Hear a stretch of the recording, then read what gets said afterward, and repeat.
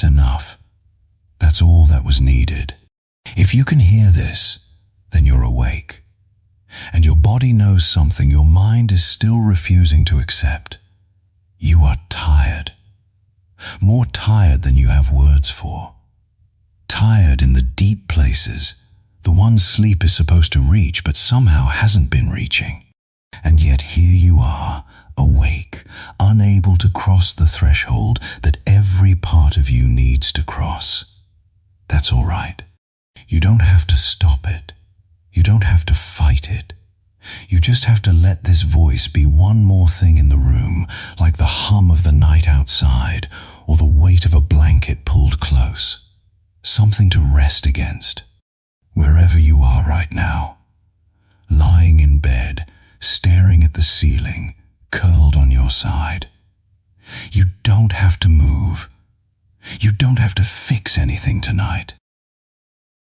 There is a particular kind of tired that doesn't sleep. You know, the ordinary kind of tired. The tiredness at the end of a day well spent. A tiredness with edges and a clear cause.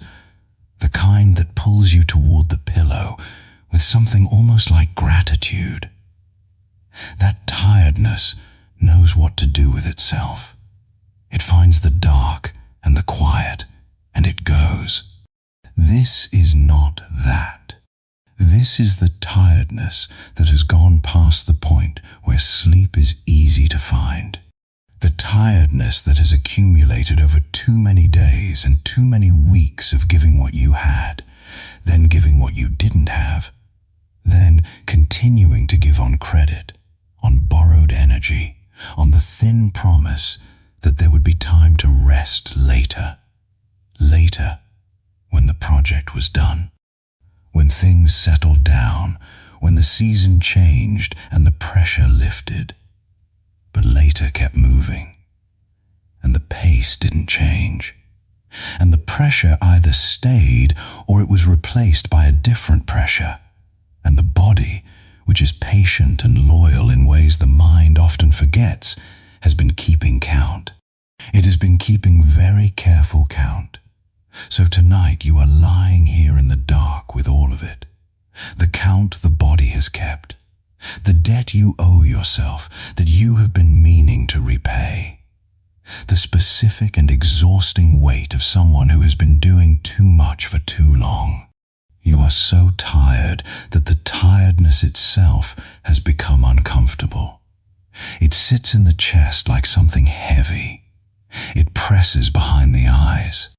It is in the muscles that don't know how to stop holding, in the mind that doesn't know how to stop producing, in the nervous system that has been set to high for so many consecutive days that it has forgotten, genuinely forgotten, what low feels like. And there is something almost maddening about this, the irony that you need sleep more than you have ever needed it, and yet sleep is the one thing that won't quite come. You can feel the exhaustion. You can feel how much the body wants this. But there is something still running underneath, some engine that hasn't received the signal to stop, that continues its low and relentless hum in the dark while the rest of you waits. Pause with that for a moment. What does that hum feel like, exactly in your body right now? Where do you feel it? You are not broken. This is important to say before anything else. The inability to rest when you are most in need of rest is not a failure of will or a flaw in your character. It is a physiological consequence of having pushed past the body's natural limits for long enough that the system's designed to stop you. The tiredness that should have made the pace unsustainable sooner have been overridden so many times that they have stopped trusting their own messages. The body doesn't believe the rest is real yet. It is still waiting for the next demand. It has been trained to wait for the next demand. The technical term is allostatic load. The cumulative biological cost of sustained stress, the wear on systems designed for short, sharp activations and extended recoveries, not for months of moderate chronic pressure. The body keeps a different ledger than the mind does. The mind can reason its way to equanimity on a good day. The body does not reason. It only measures what was spent and what was restored. And when the difference is sustained long enough, it begins to show the arithmetic in ways that cannot be argued with. The inability to sleep when you need sleep most is one of those ways. Tonight, you are going to begin the slow work of convincing it otherwise. Not by forcing sleep. You cannot force sleep any more than you can force a fist to unclench by squeezing it harder. But by staying here, in the dark, with the breath, with the weight of everything that has been accumulated and carried, and is now, for the first time in a long time, being allowed to simply be present without being acted upon. You don't have to do anything with the tiredness. You only have to let it be here. Let the room hold you. Let the dark be what it is. Not an obstacle, not wasted time, but the specific and necessary container for what the body needs to do. Feel the surface beneath you. Feel the weight of the blanket or the sheet. Feel the breath moving in and out, steady and automatic, the body's oldest and most reliable rhythm. You are here. You are tired. You are allowed to be both. Before the philosophers, before the ancient wisdom, there is something more immediate that deserves attention. What are you actually feeling right now? Not the surface description. Exhausted, burned out, depleted. Those are categories, useful for naming, but not for understanding. Underneath the category, in the body where the actual experience lives, what is here? There is, very likely, a kind of hum. A low-frequency activation in the chest or the throat or behind the eyes. A residual readiness, a nervous system that has spent so many consecutive days in something approaching urgency that it has settled into urgency as its baseline.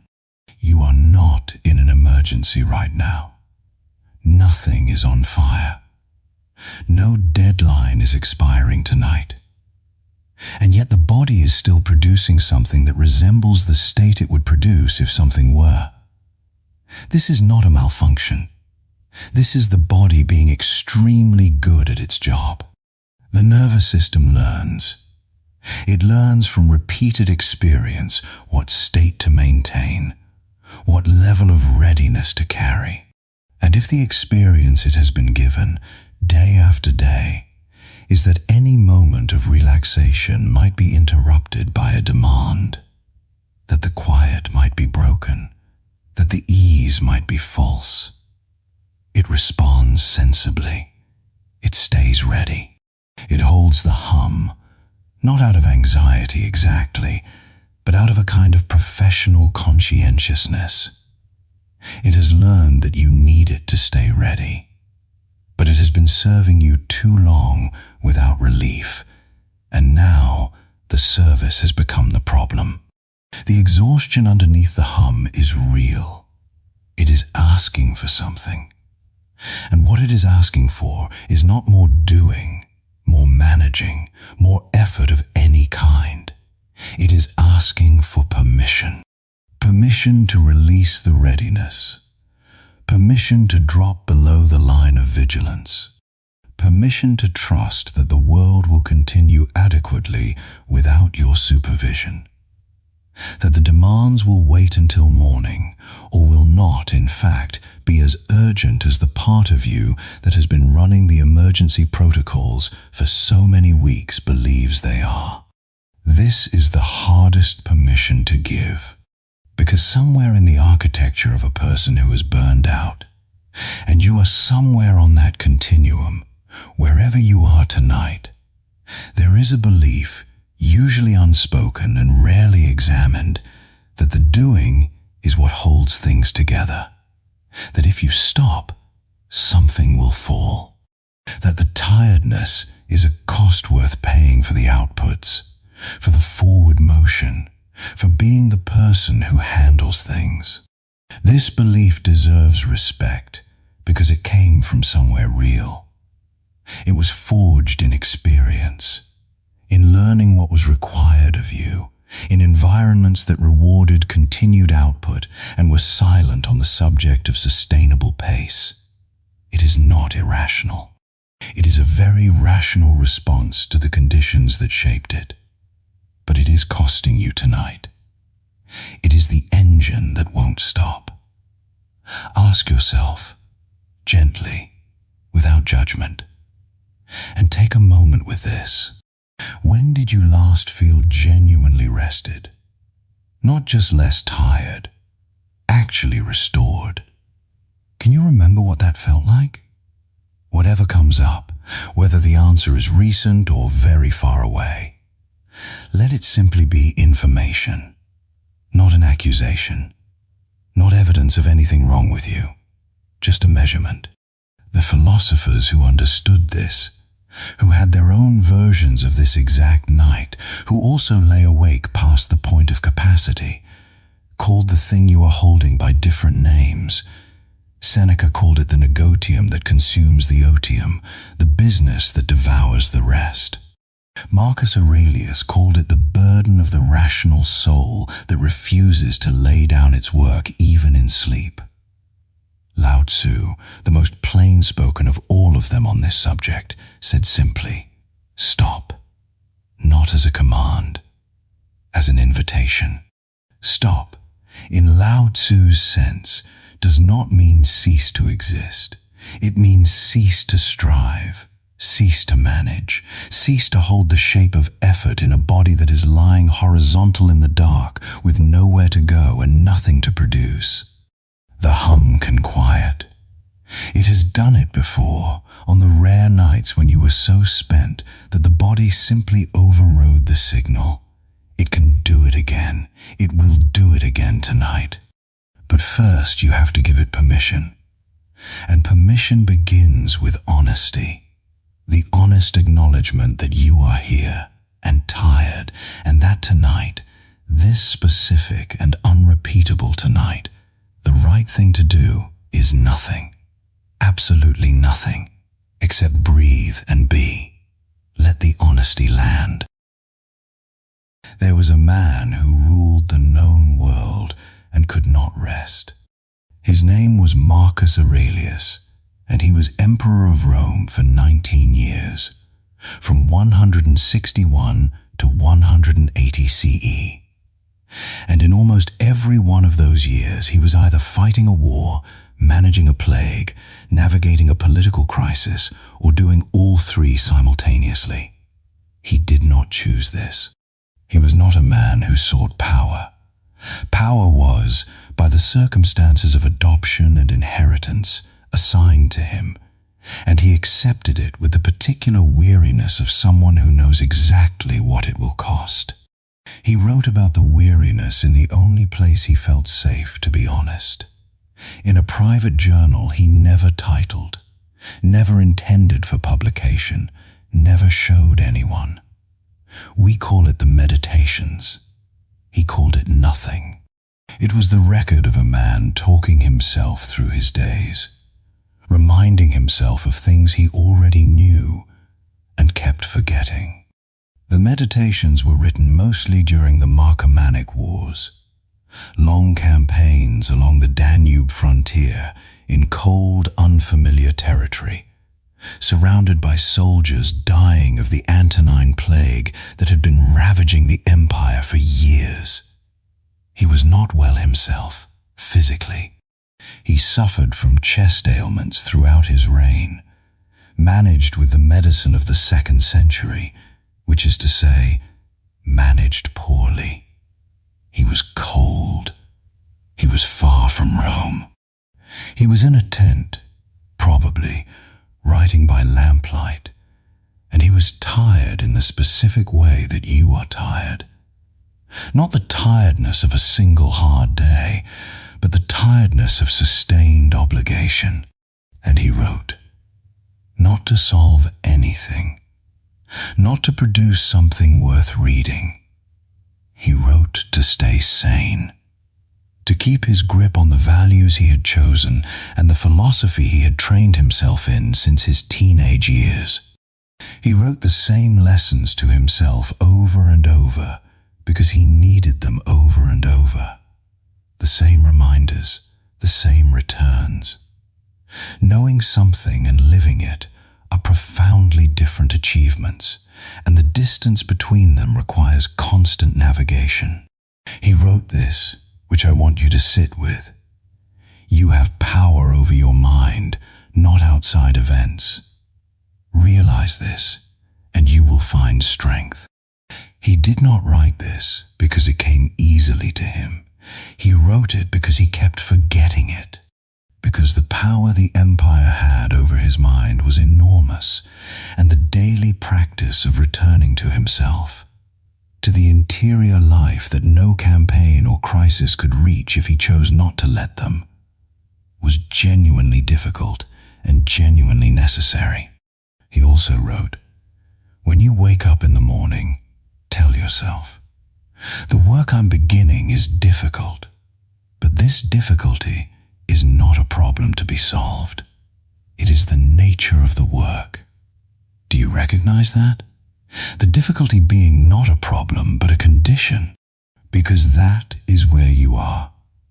Not failing in the face of difficulty, living in it, carrying it, as Marcus carried his, across every day that required of him more than he was comfortable giving.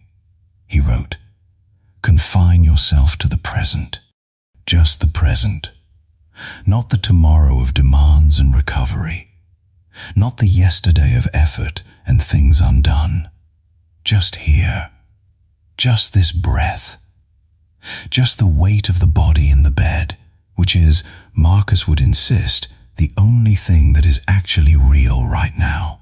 Feel it, the weight, the specific gravity of an entire human body, lying horizontal, held up by something solid. The breath, which continues, which has been continuing this entire time, through every day of the exhaustion, patient and loyal and entirely automatic, asking nothing of you, doing its work without management. Marcus Aurelius, ruler of the world, came back to the breath when the world was too much. Come back to the breath now, in through the nose, slow, unhurried. Let the air arrive in its own time, and out, longer than the in, all the way out.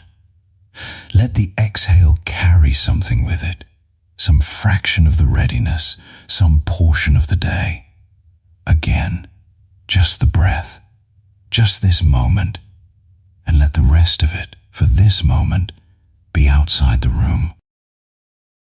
You have been asking a great deal of this body. Perhaps you have not thought of it in those terms.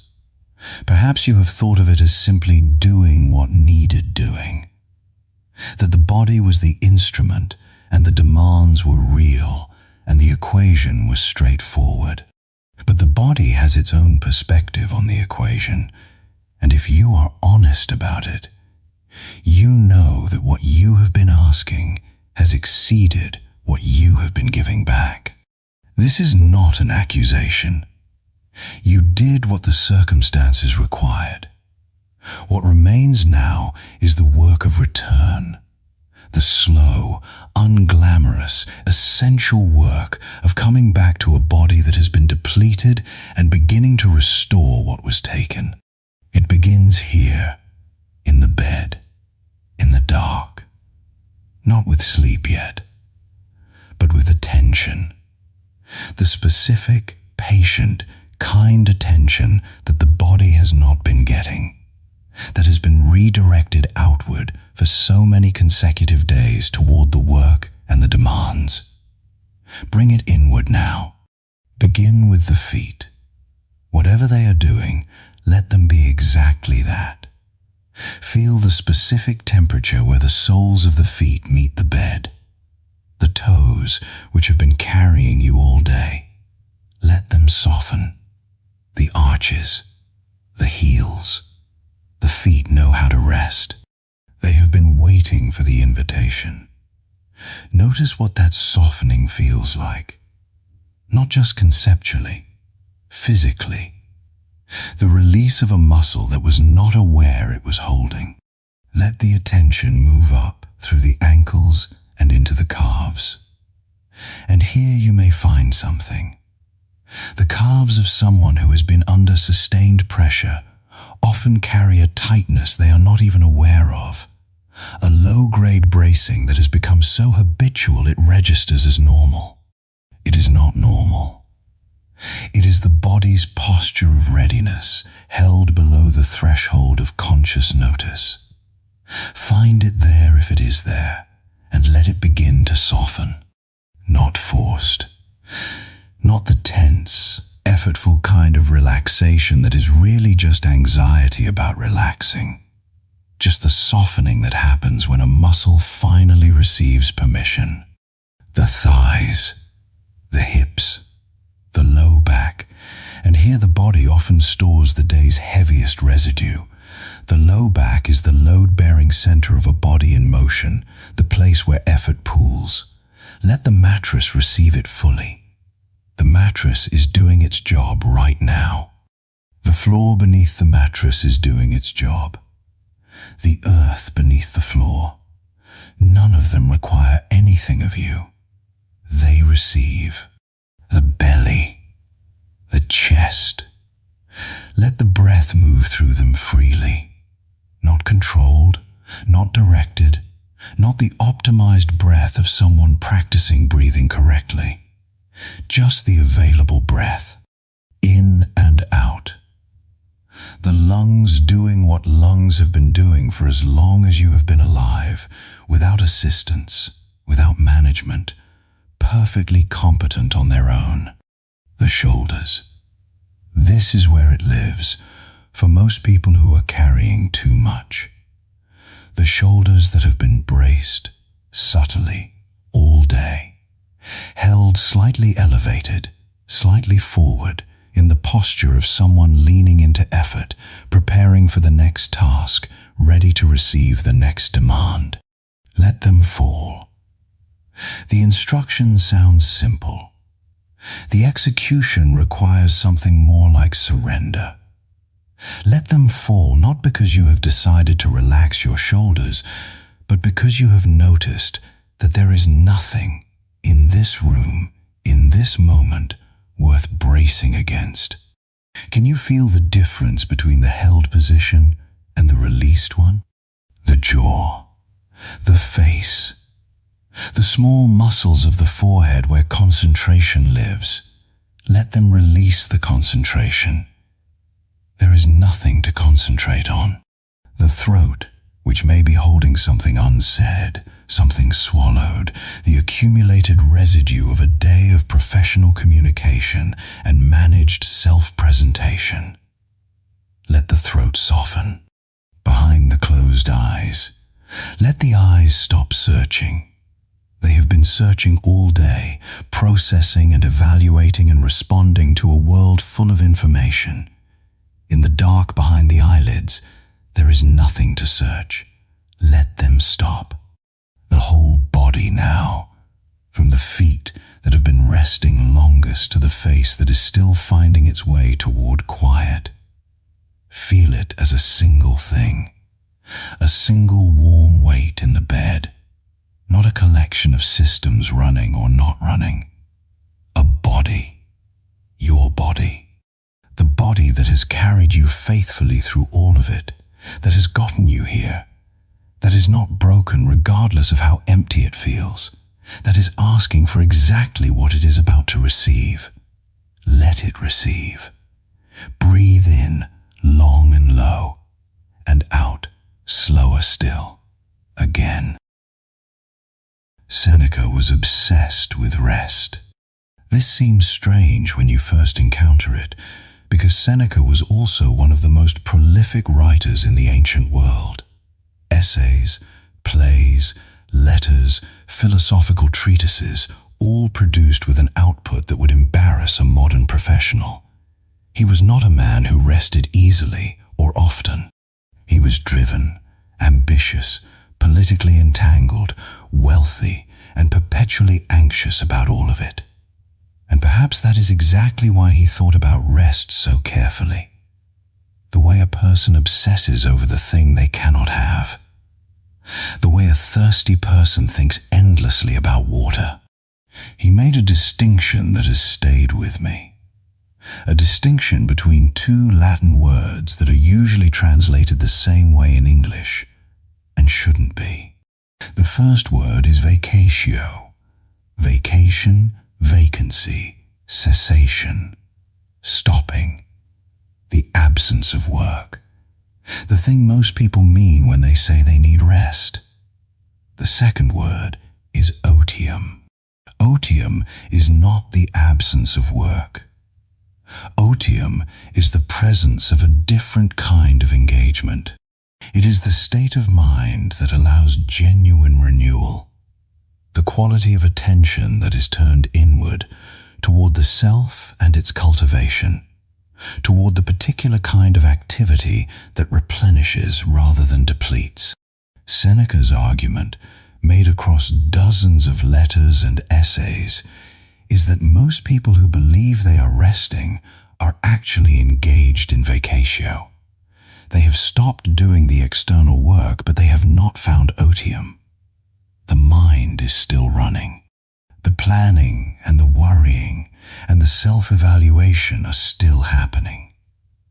The body is horizontal, but the nervous system is not actually in a different state than it was when the body was vertical. You know this experience. You have had it.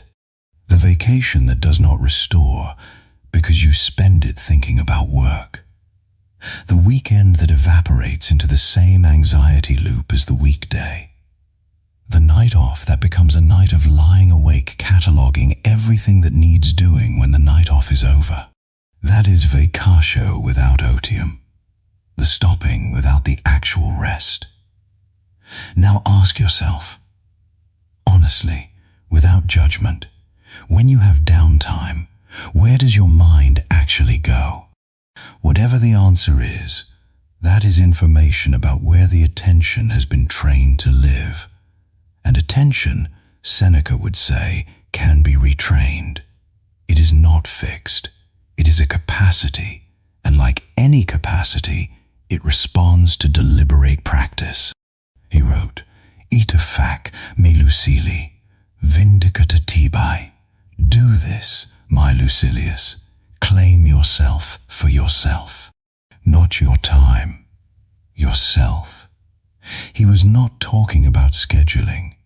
He was talking about the quality of presence in the hours that nominally belong to you. The ability to actually be there, in those hours, in that body, in that room, rather than occupying them with the mind's continuation of the work. He wrote something darker and more honest. Most men do not rest even in their sleep. He was not wrong. The dreams of people under sustained pressure are often not restful. They are the mind's attempt to continue processing what the waking hours could not finish. Running scenarios, solving problems, rehearsing conversations, carrying the day into the night. But Seneca also believed, and this is the part that matters right now, that otium is a skill. The distinction locates the problem precisely. If the issue was simply time, it would be straightforward to solve. Take more time off. But this is not primarily a time problem. It is an attention problem. The question of whether the hours nominally given to rest are actually being given, fully and without reservation, or whether they are being occupied by the continuation of the same modes of thinking that constitute the work.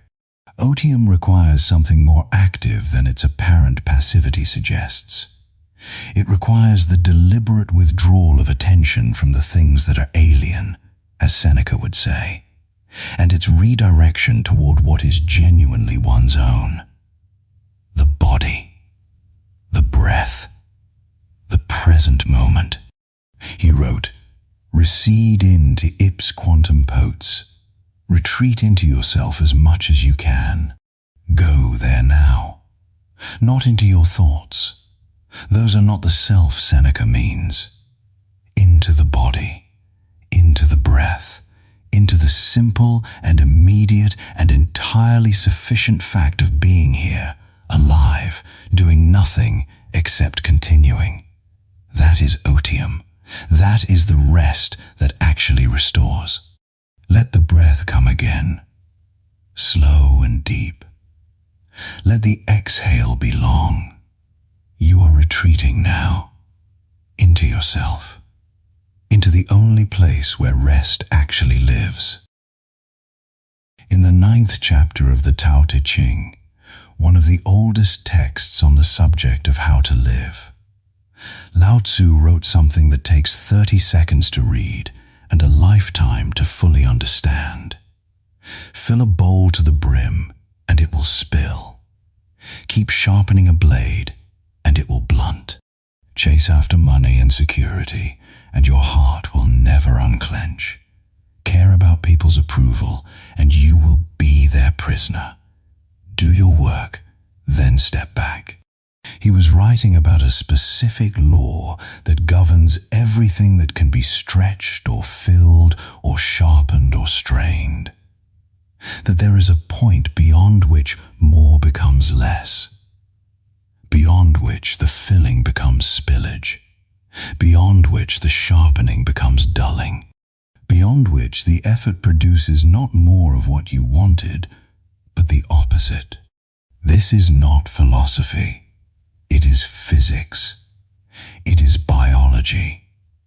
It is the specific and concrete mechanism by which exhaustion happens. The point at which the body, which has been remarkably patient with your demands, has reached the edge of its capacity and begun to produce diminishing returns. The point at which pushing further is not courage, but damage. You have reached that point, or you have been past it. The fact that you are lying here, exhausted and unable to sleep, is itself the evidence. Lao Tzu was not counseling inaction.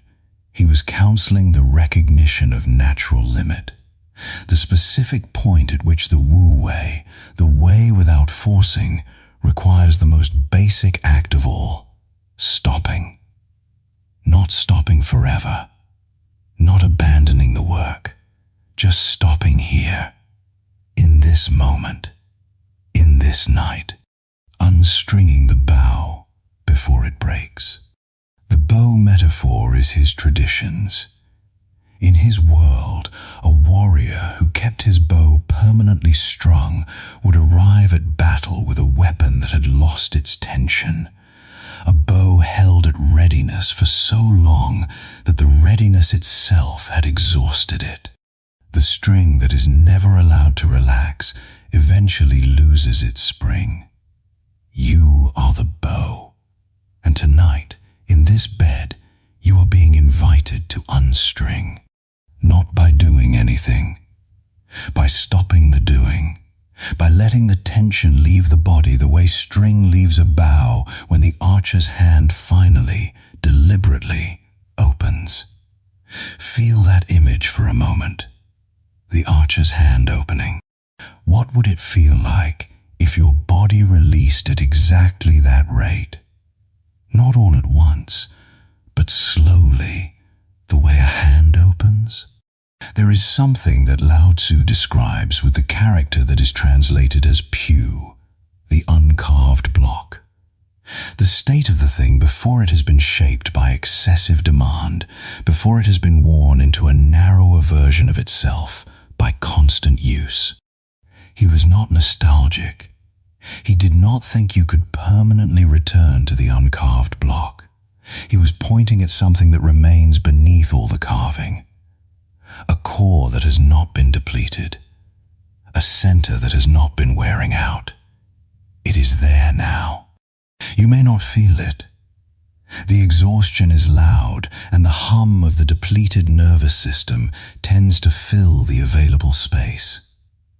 But beneath the hum, beneath the tiredness, beneath the accumulated weight of all the days, the center is still there, quiet, uncomplaining, not tired in the same way as the surface is tired, because it has not been the one doing the giving. Let the attention go there now, not to the thoughts, not to the plans, to the center, the quiet, warm, waiting center of the body. Feel the breath move from it, not the chest breath of effort and performance, the low, abdominal breath of someone who has, for this moment, stopped straining. The breath that rises from the belly like water from a still place. The bow is unstringing, slowly, in its own time. Let it. There is a story in the Zhuangzi, one of the great texts of Chinese philosophy, written some 300 years before the Common Era, about a cook who prepared an ox for Prince Hu. The story is famous because of how Zhuangzi describes the cook's work. He describes it not as labor, but as something closer to music. The cook's hand, the movement of his shoulder, the plant of his foot, the bend of his knee, all harmonious. The sound of his knife was a rhythmic swish, like a dance, like song. Prince Hui was astonished. He asked, "How do you achieve such skill?" And the cook replied with something extraordinary.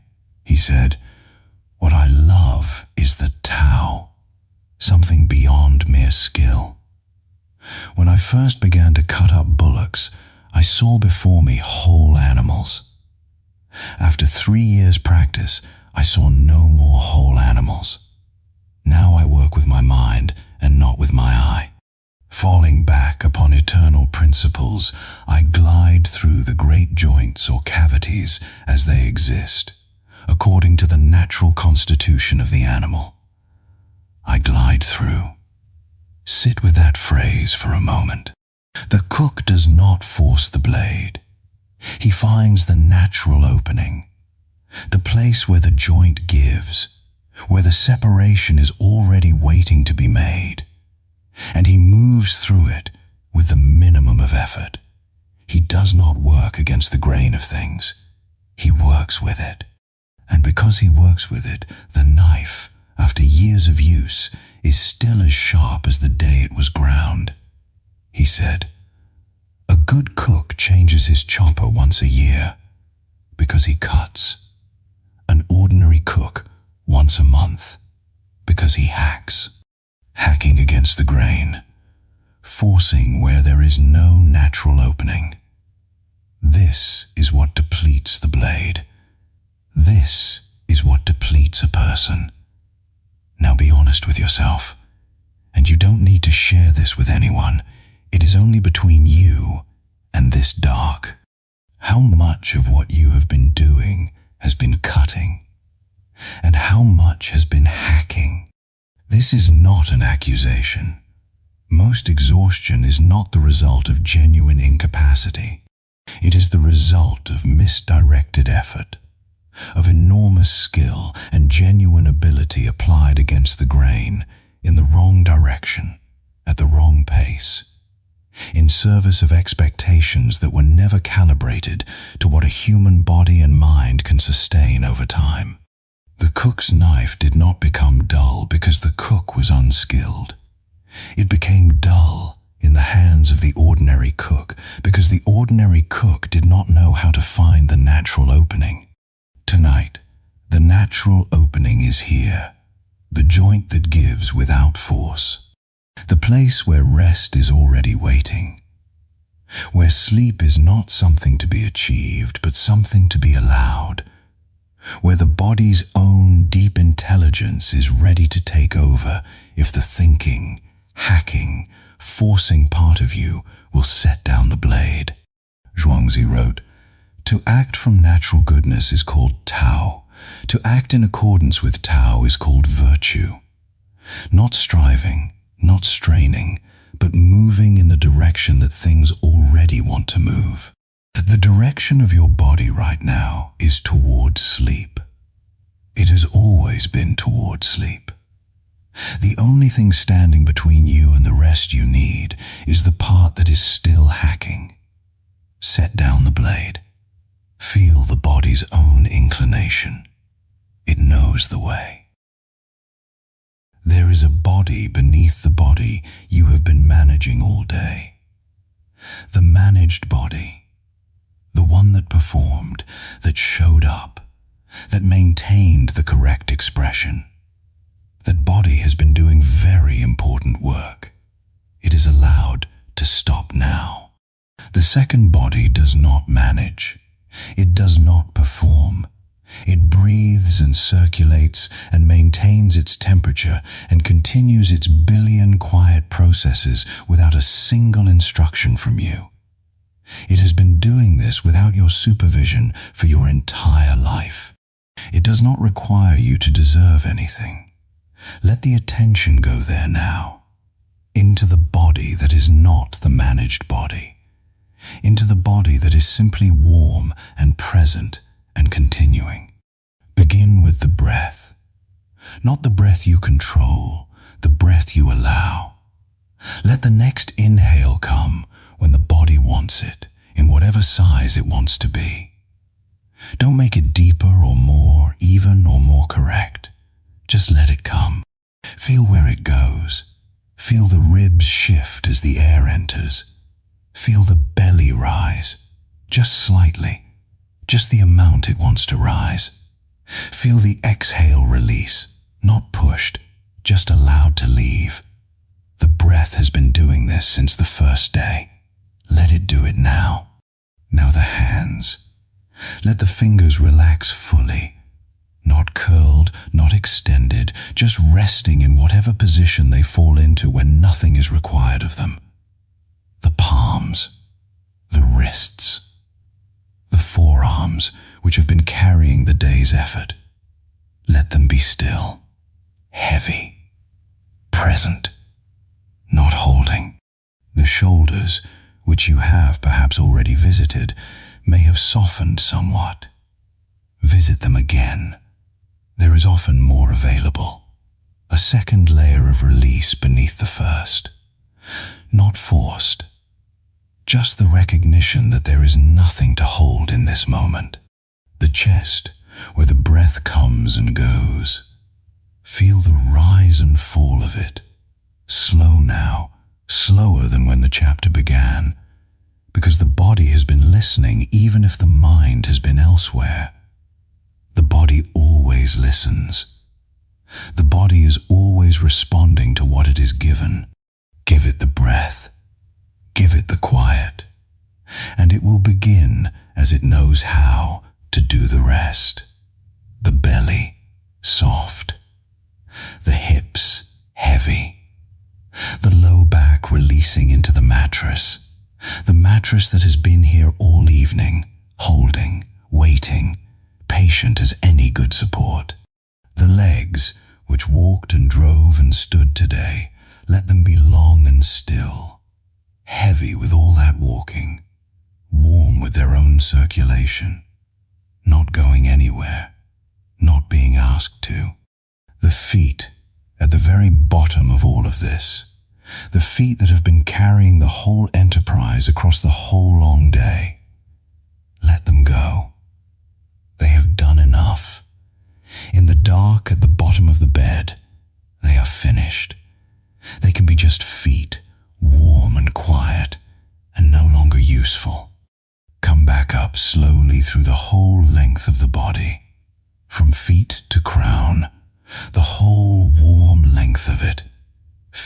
as one thing, one body, heavy and warm and breathing, not performing, not managing, not even trying, just here, just here. There is a quality of attention that is available in this state, not quite waking, not yet sleeping, but the hinge between them. A kind of soft, wide awareness that notices without commenting, that is present without agenda. The Taoists called it Wu Jin, the no mind. The mind that is neither directing nor directed, simply open like a bowl or a valley, receiving what comes without grasping or refusing. You do not have to achieve this. You cannot achieve this. It comes when the achieving stops. And the achieving is stopping, slowly, with each exhale. Let the body be the body. Let the second body take over. It knows what to do from here. Stay here for a while. No next thing. No move to make. Just the body in the dark, the breath moving like tide, and the slow, unasked for softening that is already underway. Can you feel how different this is from even 20 minutes ago? The hum is quieter. It may not be gone, but it is quieter. That is enough. Quiet enough is enough. The body does the rest from quiet enough. It does not need silence to be complete. It only needs the permission to begin, and you have given it that. Rest here for a moment longer before the words continue. Let the body settle further into the bed. Something needs to be said, plainly, before the night goes further. You have given a great deal. This is not a consolation prize or a participation ribbon. It is simply true. The thing that brought you to this night, the exhaustion that has you lying here unable to rest, is evidence of something real. It is the record of sustained effort. It is the physical and psychological cost of having shown up over and over, past the point where showing up was comfortable or easy. You showed up when it required actual will. You showed up when you were already depleted in something. Some sense of responsibility, some refusal to abandon what you had committed to, some love for the work itself or the people depending on you, got you through the door again. That is not nothing. There is a tendency in people who are used to high standards to dismiss the acknowledgement of effort as insufficient. To say, yes, but I should have done more. Yes, but others manage more with less. Yes, but the output should have been higher. This is the voice of the inner evaluator, and it is extraordinarily persistent. Notice whether that voice is here right now. If it is, let it be heard, and then let it be thanked and set aside. Its standards are not wrong. They come from caring, from taking seriously the work and the responsibilities and the people who depend on the output. The evaluator is not the enemy. It is simply not calibrated for this hour. It is a daytime instrument being applied at night. And at night, its measurements produce suffering without information. What is useful right now is something different. Something the evaluator cannot measure, but that is nonetheless real. The quality of presence that brought you this far. The fact of continuing. The specific, ordinary, non-spectacular courage of someone who kept going when going was hard, and who is lying here now, at the end of it. Not because they failed, but because they tried. Marcus Aurelius wrote, "In the morning when you have difficulty getting up, let this thought be present. I am rising to do the work of a human being." He meant it as a motivating thought. But it contains something else. It acknowledges that there is difficulty. It does not pretend that the getting up is easy or that the human being rising is fully resourced. You have been getting up, repeatedly, through difficulty that was real.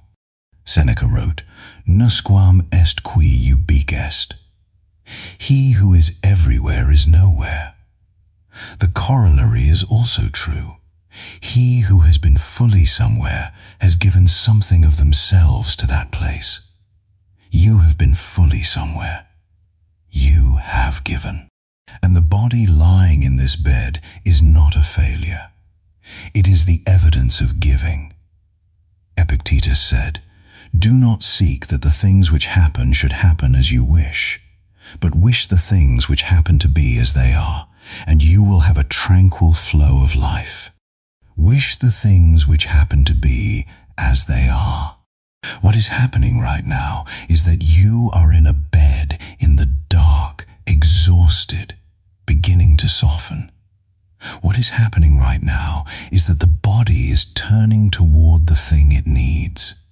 What is happening right now is that the breath is slowing, that the muscles are beginning to find the edges of their tension and releasing past them, that the hum is very slightly, very slowly beginning to quiet.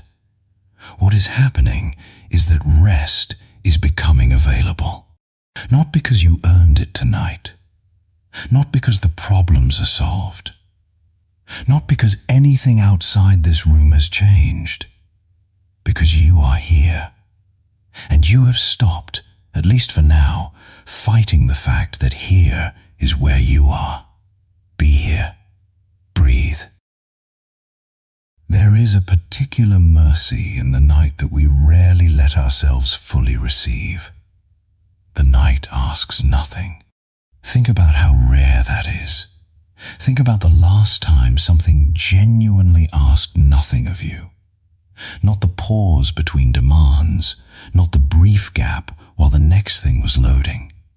The actual, unqualified, sustained absence of expectation. The night arrives and withdraws the demand completely. It does not care what you did today. It does not remember what you didn't do. It does not have a list.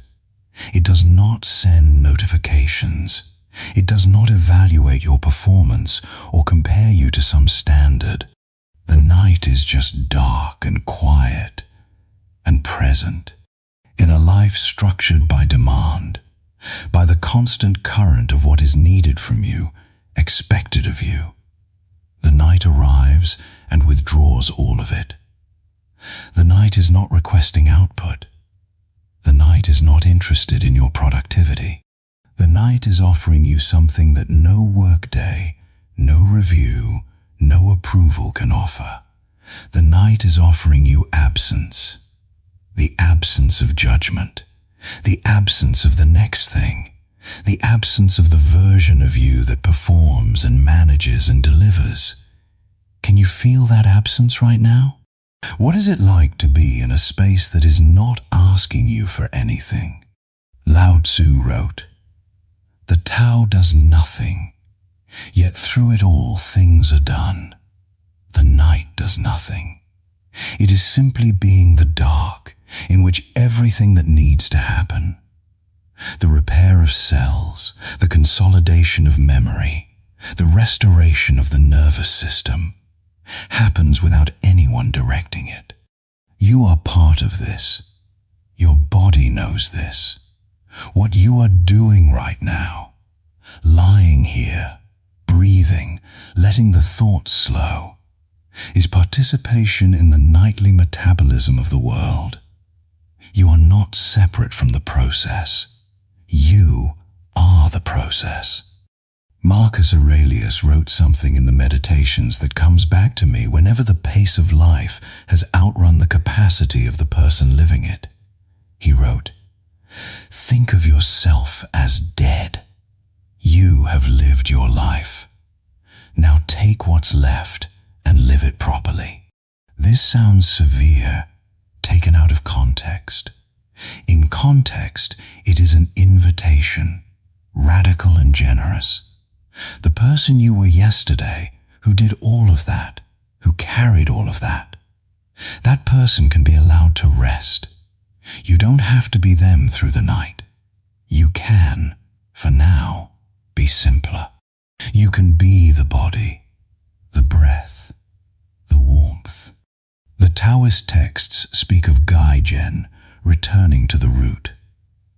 Not the root of ambition or production or the managed self. The root of simply being. The ground state. The place before the demands accumulated and the habits of effort formed and the whole intricate structure of a productive human life was built on top of something that was originally just this, a body breathing in the dark. You are not far from that place. You are, in fact, very close.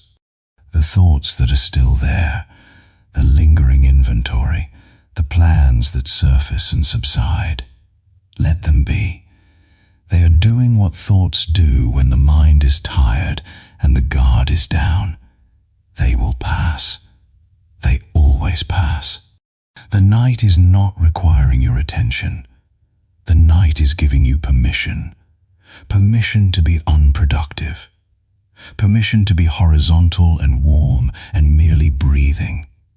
Permission to fail at everything except the one thing the body is built to succeed at, which is rest. Take the permission. It is the only thing the night is asking. And if part of you resists, if the part that was trained to be always on is still here, reading this as one more thing to get right, let it be known, you cannot fail at receiving permission. There is no correct way to accept the night. There is only being here, and the night doing what the night does, regardless of how you receive it. The dark does not require your cooperation to be dark. The quiet does not require your acknowledgement to be quiet. Both are already here, fully, unconditionally, without a single demand in return. Rest in that. The thoughts are lighter now. You may have noticed this without naming it. Something has been shifting in the quality of the mind's activity since the beginning of this hour.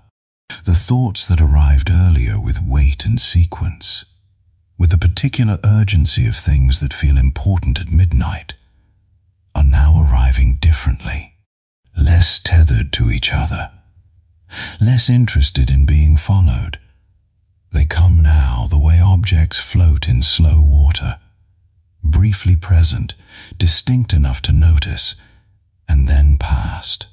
You may notice that they have taken on a slightly dreamlike quality. Not quite dream. You are still here, still aware, but looser. Less insistent on being logical. Less committed to arriving somewhere. This is what the body does when it is given permission to do it. This is not something you achieved through effort. If anything, the cessation of effort is what allowed it. This is the beginning of the approach. Sleep does not arrive like a decision. It arrives like tide. Gradually, from the edges, the water level rising in small increments that are invisible until they are not. What you are doing right now is standing at the edge of where the tide is coming. You cannot pull the tide in, but you can stop pushing it back. Marcus Aurelius wrote near the end, "Accept the things to which fate binds you, and love the people with whom fate brings you together, and do so with all your heart." Tonight, the fate is this: a tired body in a dark room, beginning slowly to release. This is what has arrived. Not the ideal circumstances, but a genuine and available quiet, a darkness that is patient, a body that has been working toward this moment all evening, even when it seemed unreachable. Accept this. Accept it with all of what you have. The breath is slower now. You may not have noticed it becoming slower, but if you check, you will find it has. The body does this on its own when it is given space. The respiration rate drops, the heart rate eases, the muscle tension decreases by fractions that are individually imperceptible but cumulatively significant. The body has been doing this work all through the listening. You did not have to ask it to. You only had to stop asking it to do something else. Seneca wrote, "Omnia, lucili, aliena sunt, tempus tantum nostrum est." Everything is alien to us, Lucilius. Time alone is ours. The time that is most fully ours, most unambiguously and completely ours, is the time when we have withdrawn from all the things that are alien, from the demands and the outputs and the management, the time that belongs only to the body and the breath and the dark. This is that time. Let the face go, the whole face. The brow that has been slightly furrowed, the jaw that has been slightly braced, the subtle set of a face that has been presenting itself to the world. In the dark, the face can be nothing. No one is watching. No expression is required. Let the face return to its resting neutrality, which is softer than you probably know, softer than the version you carry through your days. The throat, the chest. Long, slow breath in. Longer, slow breath out. The out-breath is the body's clearest signal to itself. Safe, not threatened, not in motion, set down. The thoughts, if they come, are welcome to come. They are simply not being followed. They appear and they pass. The mind is becoming less like a room where arguments are rehearsed and more like an open window. Things move through it, are seen for a moment, and are gone. You are very close now. The tide is coming. Let it. Here, near the end of waking, something deserves to be said that is rarely said. Rest is not the absence of work. It is a different kind of work. The work the body does in the dark that the body cannot do in the light. The consolidation of memory. The restoration of the immune system. The metabolic repair that is possible only in sleep. The nervous system's careful unwinding from its day of activation. These are not passive processes. They are extraordinary biological events, among the most complex and important that a human body performs, and they require the same things that any important work requires: time, attention in the form of non-interference, and the full resources of the system directed toward the task. When you sleep, you are working. When you rest, you are restoring the capacity without which nothing else is possible. The philosopher-emperor Marcus Aurelius did not survive 19 years of continuous crisis and pandemic and military campaign by ignoring the body's need for rest. He survived by recognizing that the return to rest was not a retreat from duty. It was the preparation for duty. The rested emperor could govern. The exhausted emperor could only endure. You are not enduring tonight. You are preparing. Zhuangzi wrote, "The perfect man uses his mind as a mirror. It grasps nothing. It refuses nothing. It receives, but does not keep. The mirror that is used and never cleaned eventually becomes opaque. It still exists. It is still present. But it cannot reflect clearly because the accumulation of what it has received has never been cleared. Sleep clears the mirror." This is not metaphor. It is the function of the glymphatic system, which is most active during sleep, washing the brain with cerebrospinal fluid and clearing the metabolic byproducts of a day of thinking.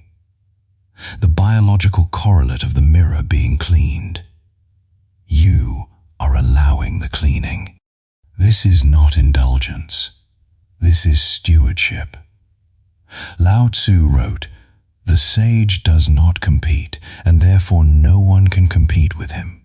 The exhausted person who cannot rest is competing with themselves, forcing effort against the natural need for recovery.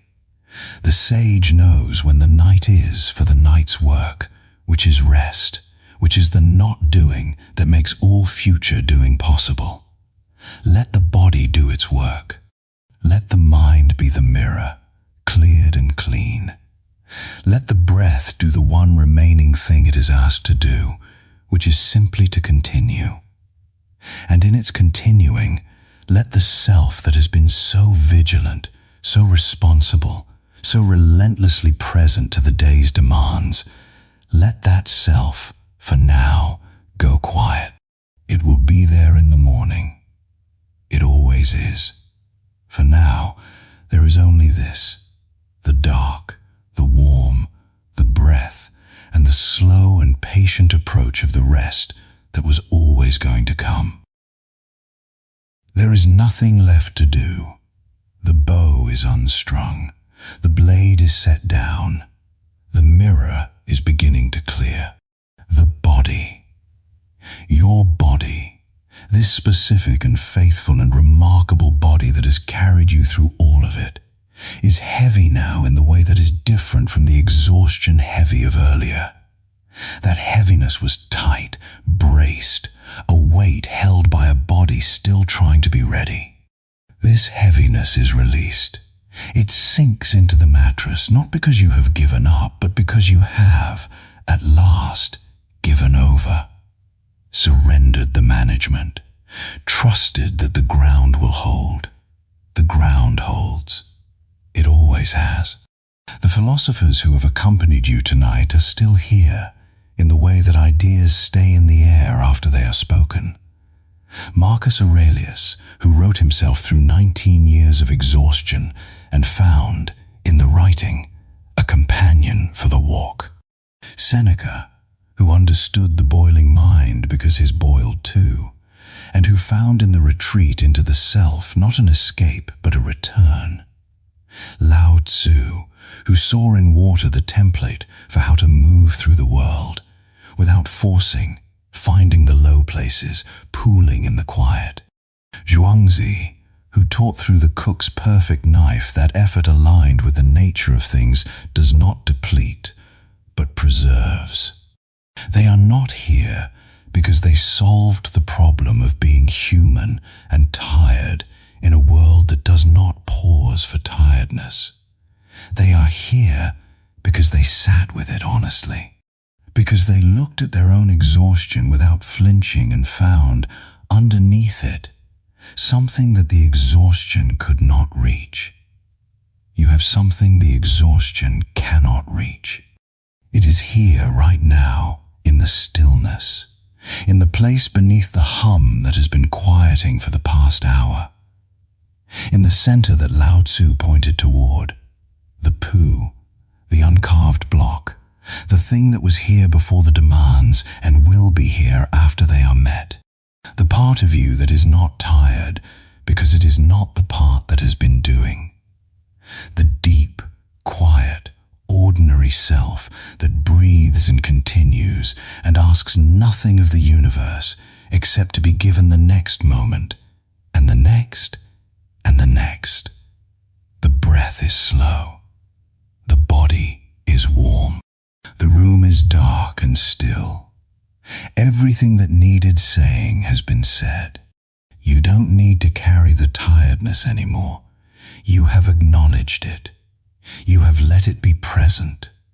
You have heard what it had to say, which is, you gave a great deal, and the giving was real, and now the night is asking you to receive. Receive it. The descent is slow. It does not require your guidance.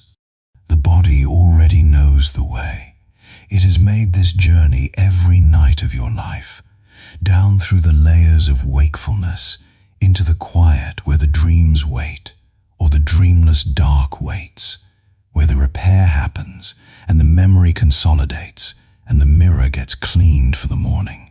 The morning will come. It always comes. And when it does, you will rise from this, from the long descent, from the root, from the quiet that the night so generously offers. Rested in some measure, restored in some part, return to yourself in the only way that sleep can return you.